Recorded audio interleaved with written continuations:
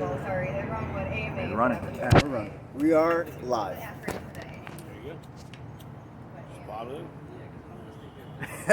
There you go. Hello and welcome to the first edition of Trazzle Dazzle podcast. Coming to you incognito from White Sands Treatment Center.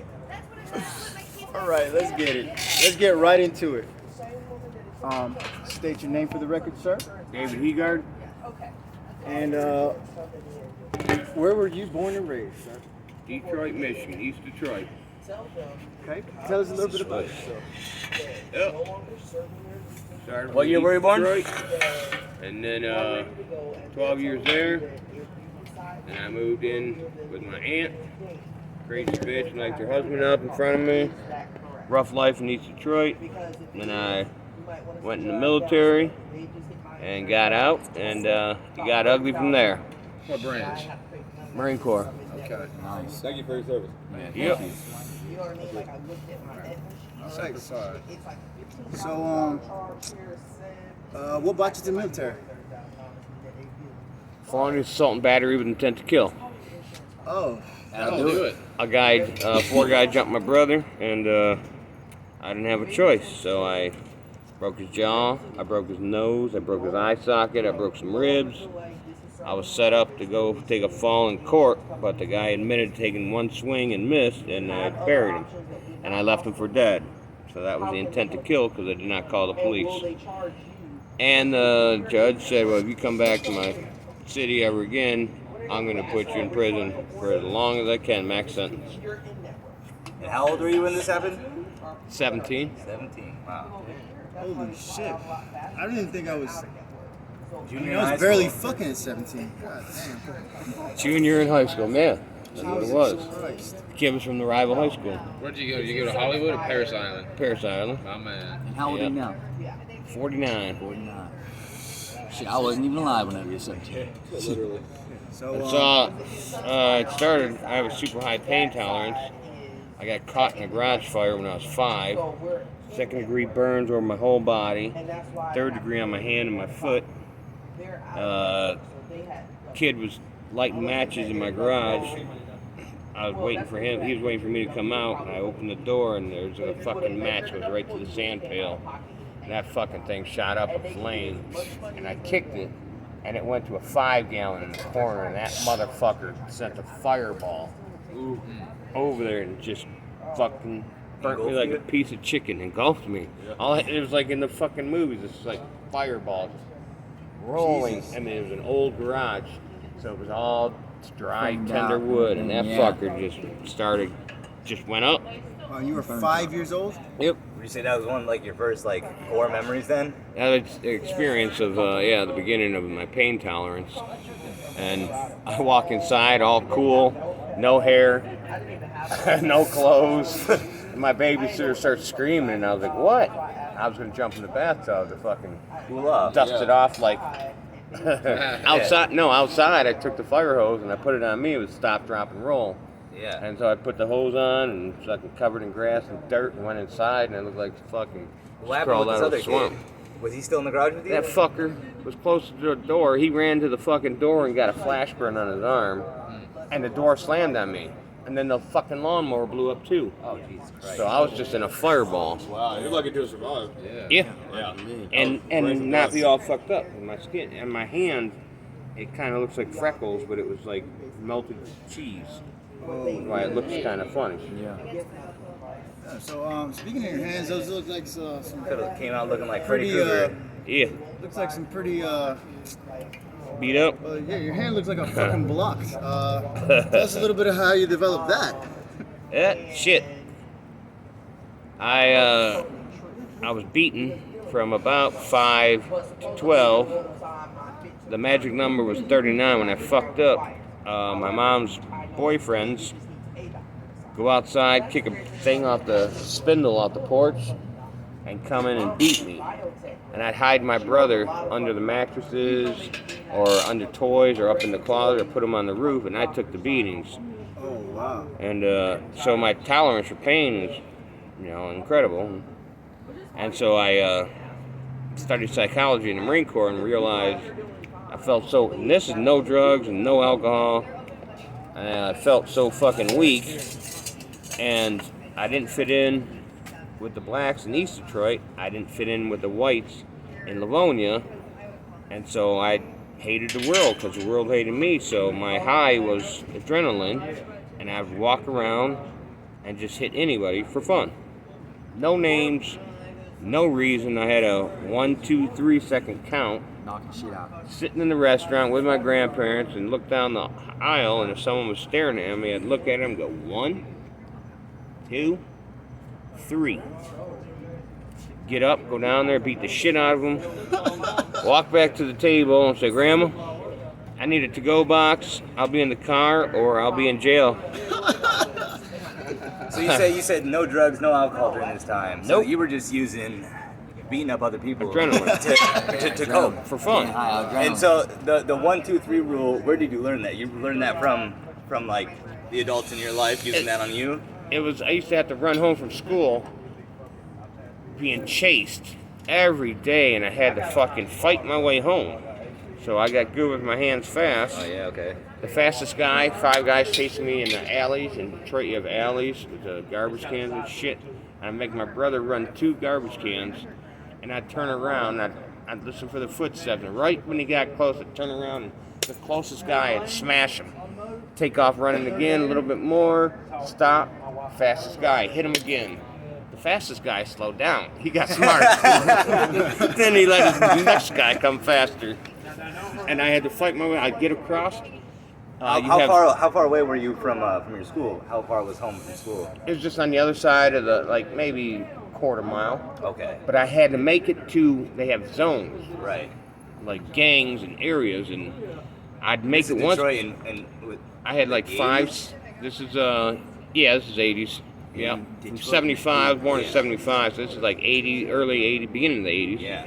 And I'd have 5, 6 paths to get home. The garages are side by side, so we jump garages. And once I got to the main road and crossed, there would be people standing there selling drugs, and they'd pull out their pistols and say, leave white boy alone. If you come in my neighborhood, you're going to fuck up our money. We don't need his mom calling the police and all this traffic in here and run off our customers. Get the fuck out. And I'd turn around, flip them off. They'd be like, we'll see you tomorrow. They'd be, catch me if you can. This was every day for how long? Every day for 7 years. 7 years. So it started like in middle school. 6th grade. That's 6th grade, 6 years old. 6 years. Wow, since you're 6. 6 years old. Yeah. Jesus Christ. So I got Elementary quick, school. I got good with my hands quick. Then I went to live with my grandparents. My mother abandoned me, my 2 brothers and and I just hated the world. So I was stealing radios and fucking I had a moped with the brand new phones on them, and I had a hot wired stereo on my moped with speakers. That was the coolest thing, talking on the phone and shit. Fucking just stealing anything. Clothes. I was great at stealing because my mother, we had the round racks, and we'd sit in the center and play, and she'd walk by and push clothes in and say, we're going school shopping. And we'd dress up in 5 layers of clothes. That's a week's worth of clothes. And we got caught once and had to go to the security office. And my mom comes in and starts beating the shit out of us. And the security guard says, ma'am, stop, please. I'm not going to charge them with anything. Just please. I bet they'll never do this shit again. She said, don't you ever fucking get caught again. And I didn't. And she was the one who put you up to it. Yeah. She said, if you want clothes, So she beat you for getting caught. yeah. Getting caught. Yeah. Wow, damn. You better fucking learn better. Yeah. Taught me how to beat a lie detector test because she had criminal charges. As a trick to that, What's that trick? you focus on a point on the wall and you answer monotone. They ask you a question. Yes. Did you kill that man? No. So you don't let your heart rate increase, and you don't sweat, and you don't think about the You question. keep your breathing. You just, It's the same. it's kind of like meditating. Yeah, you just focus on a point on the wall. Did you kill that man? No. Did you steal? No. Just keep it plain, and you pass. Wow. That's where they get people when they start getting anxiety and stuff like that. Yeah. They can That's tell. why most, Your heart rate goes up, or you think about the question. You're talking about the voice stress analyzer? The Or the polygraph, right? polygraph. Yeah. Yeah. Oh, that's your test. problem. Yep. Nowadays, they don't hold up in court nowadays. Yeah, Yeah. because the research has shown that most polygraph tests are Yeah. they're more wrong. They're more faulty. And that was You measure 12 how years many- old. Yeah, that was back. Many That people was are back in the '80s. They You were were going 12 off years old that. taking a polygraph That's test? an easy. What's that? Did you say you're 12 years old taking a polygraph? No, she taught me how when I was Oh, young. When you're 12. And then I moved in with my grandparents. I was 14, and I had this rage inside of me. And my cousin reaches across the table and takes some of my eggs. So I take my fork and I stabbed him in his fucking head, and his ear was pinned to his head. And he jumped up, and it was funny as shit. He's running around, and the fucking fork is flapping. I had to fucking put my hand on and pull the fucking fork out. It was crazy shit. Hold still. Yo. Jesus. High school was my best days. Everyone's high schoolers fight high schoolers, and my grandfather said one day someone bigger and badder than you is gonna come along and kick your fucking ass. So I went looking, and I just hurt people, and I started fighting dudes in their 20s and their 30s and their 40s and 50s, and I couldn't find anyone. This was just to straight beat me. into high school. Yeah, out of Detroit into high school, and I just fucking hated people. So I hurt them. Especially if you thought you were a tough guy. That's probably what the 1, 2, 3 is. Oh, yeah. Like, you think you're tough? Well, let's find out. Yeah. I couldn't find him. I said, Grandpa, I never found him. I probably had over 100 street fights.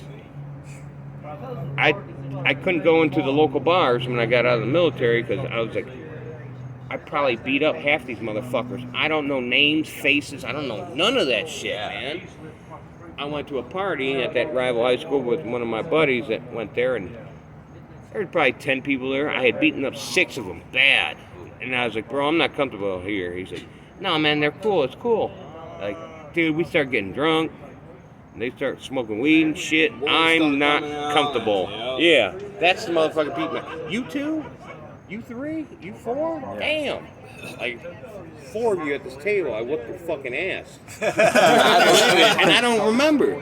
And then I'd black out. I'd see red.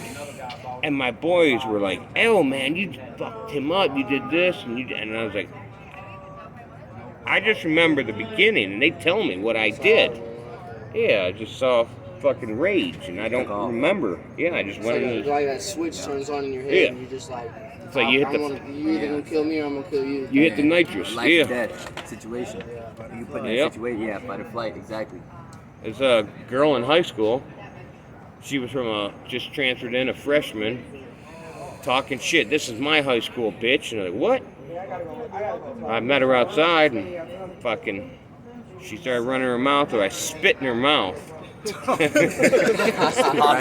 She started drawing one up, and I fucking uppercutted her. She went up on the car, out, and the next day I got jumped by 10 guys.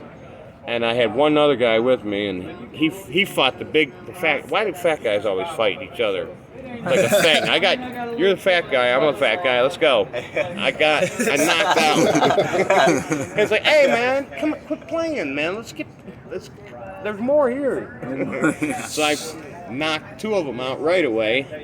And there was like 4 that pulled up in the first car, so I was like, oh, this ain't bad, 2 on 4. And then now here comes a screech, and here comes 6 more dudes. I was like, fuck, man.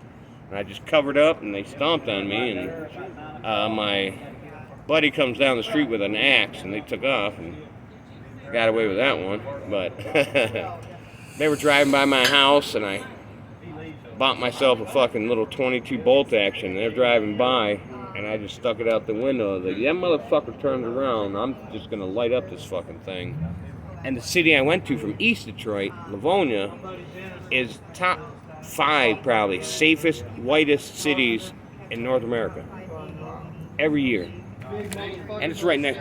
The police, you did not go in there if you were black. They called it NIL, Negro in Livonia. And it was super white. That's why I didn't fit in. Whites, blacks, it didn't fucking matter what color you were. They didn't like me. And my grandfather taught juvie, Boysville, in Detroit. and then he'd come home to me. So he fucking hated me.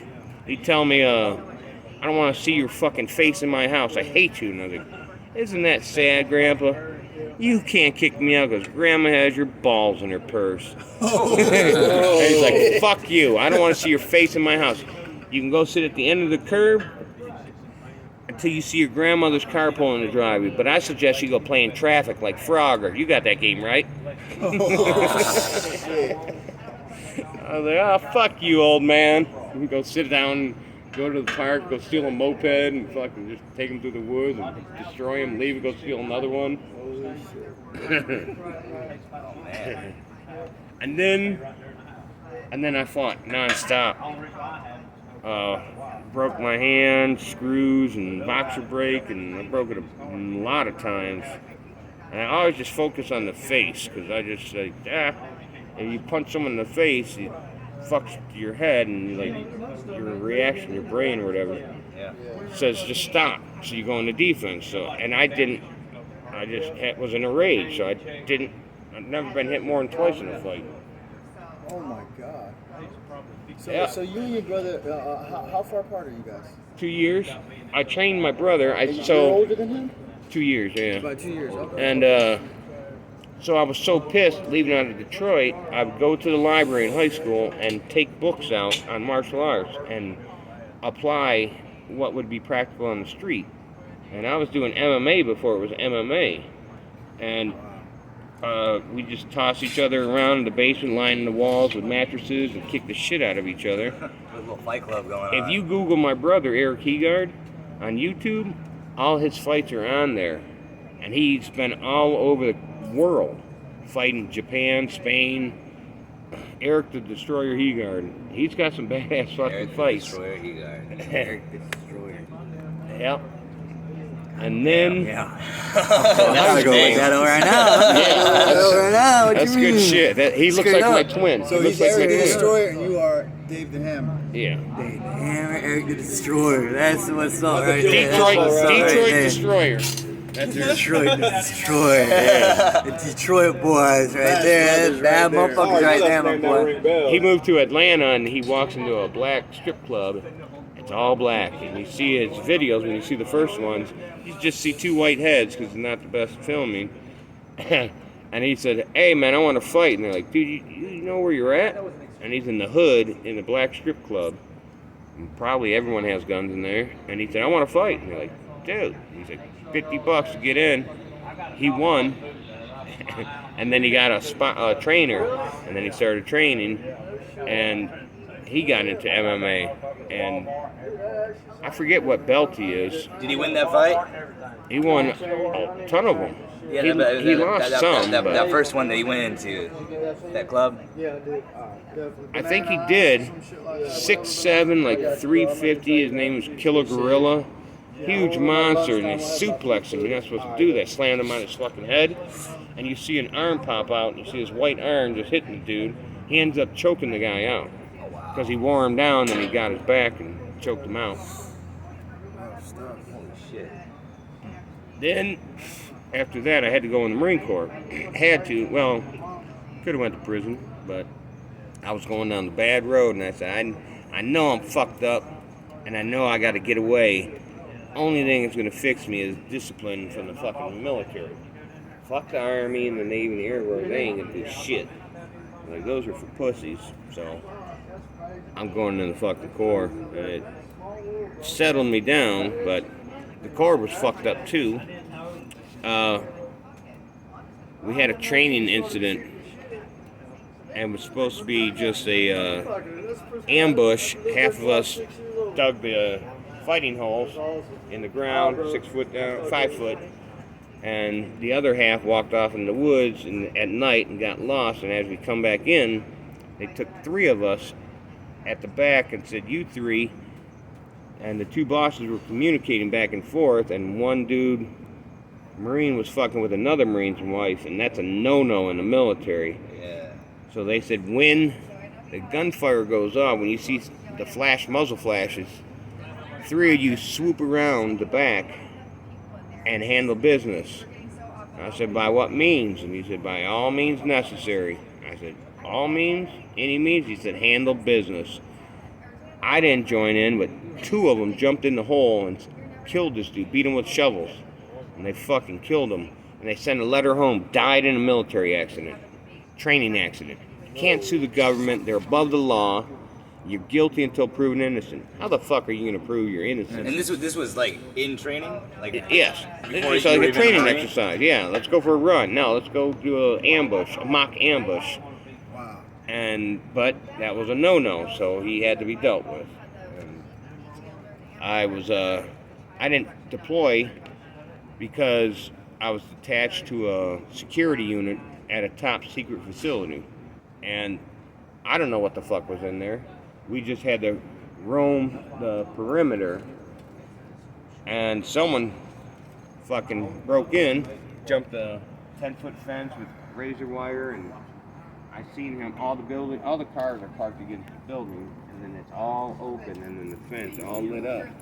And I see this dude fucking running, and I'm a quarter mile down from him, and I start checking between the vehicles with my M16. It's loaded and chambered. And I'm creeping through the vehicles, and all of a sudden the guy jumps on my fucking M16, so we're fighting for it. So I fucking grab him and I smash him in his fucking head, and he goes down, and I go to fucking butt stroke him, and he screams my name, Dave. What the fuck is going on? And it was my boss trying to catch people sleeping. Some people did that, I didn't. And there's like you have to go through this, like, you have to make them turn around, get on their knees, hands behind your head before you can shoot them. You can't just shoot them. Right. Even though if they didn't follow, then you could shoot them. But if you didn't say that, you could be prosecuted. You go to the brig for discharging your firearm. And that dude got demoted and written up, but that was fucked up. Dude, I was scared to shit. So I fucked him up, and he could have gotten shot. And what year was that at? 94 when that incident happened. 94. So what, you were in your 20s at that point? Late 20s? 19, yeah. 19? No, it would have been 21. 21? I didn't start drinking until I was 20. In the Marine Corps, the guys would walk out on the dock and have a cigarette. And I walk out, and they're like, "What the fuck are you doing out here, E-Guard? Taking a break? Well, if you ain't fucking smoking, get your ass back inside. Go to work." Fuck. Next day I bought a cigarette, and my roommate was from Louisiana. I didn't drink. And I was 21, my birthday, and my roommate says, "You don't fucking drink?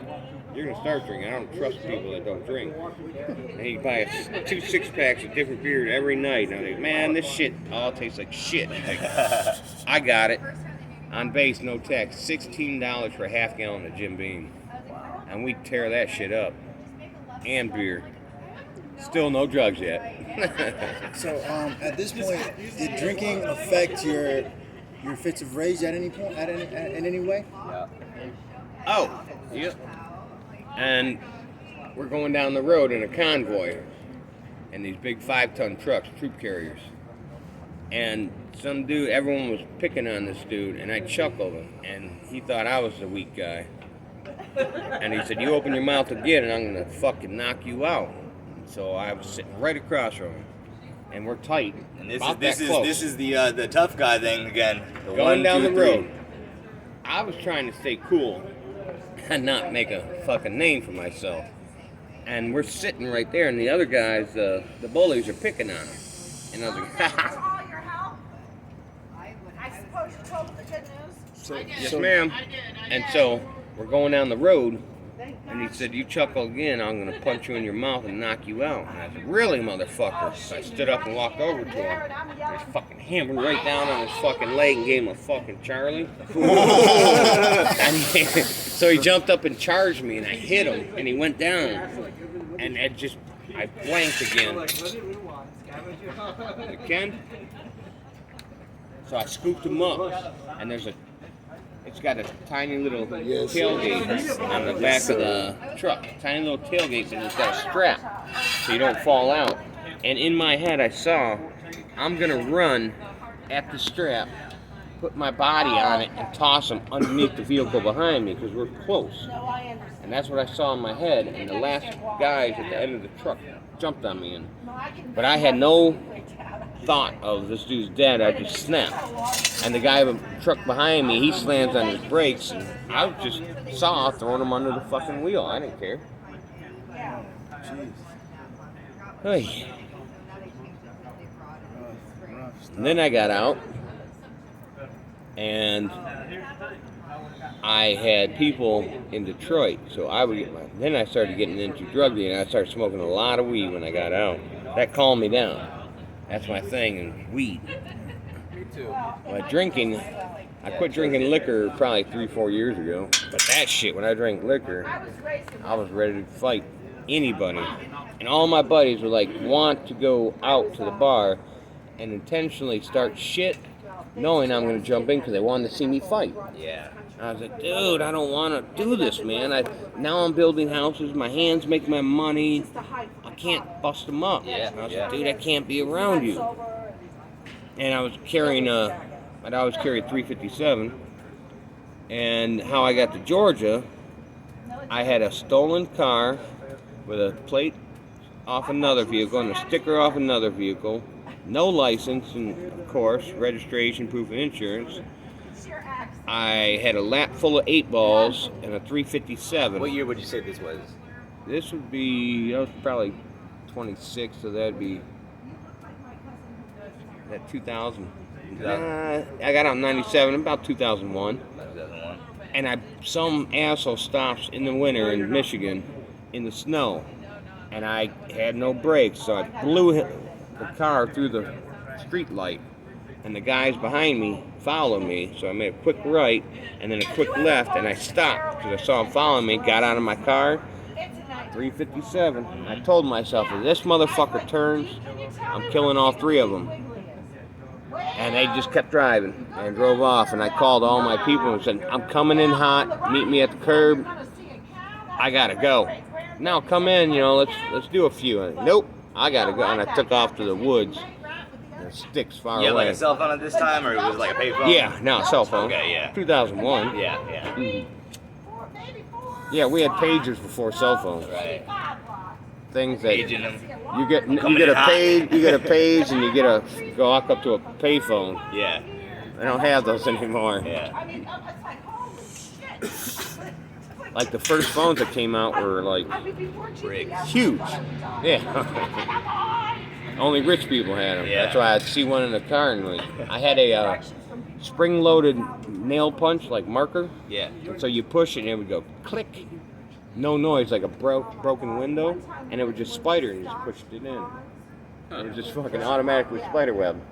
I've used those whole bunches before. Yeah. Just pull it back. Yep. So when did you stop? When did you said you stopped drinking? When was that? 20 days ago. Oh, God. Yeah, I never stopped. We'd go to bonfires. There was pretty much every drug you wanted, I could get. Weed, shrooms, opium, hash, coke. There wasn't no meth up there in Michigan, so that shit was new down here. But anything you wanted, pills. Old school, like Chinese, like opium. Goddamn. Oh yeah, Hell yeah. opium, hash. And so, all right. So at first, your bunkie got you started drinking. Yep.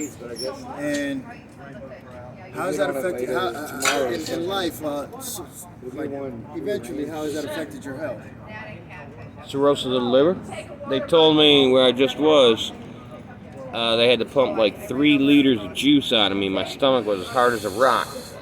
And so there was no give. It was solid. There was no give. So they stuck a huge fucking needle in me.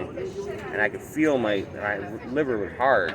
It's like, it felt like I broke a bone. It was like, and then they drained me of that shit. And they said, you got about 3 to 5. You don't stop drinking. I was like, oh, fuck, man. Really? Like, this is going to be a bitch, but I don't want to die. Like, oh, fuck it, I'll do it. Wow. So what happened to your trigger finger? Oh, trigger finger. I played football in the Marine Corps, running the ball.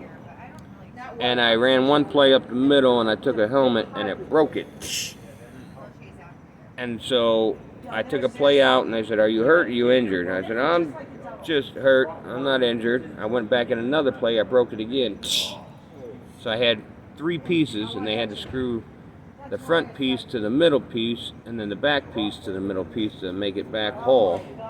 Got that nice little scar. Yeah. From knuckle to knuckle.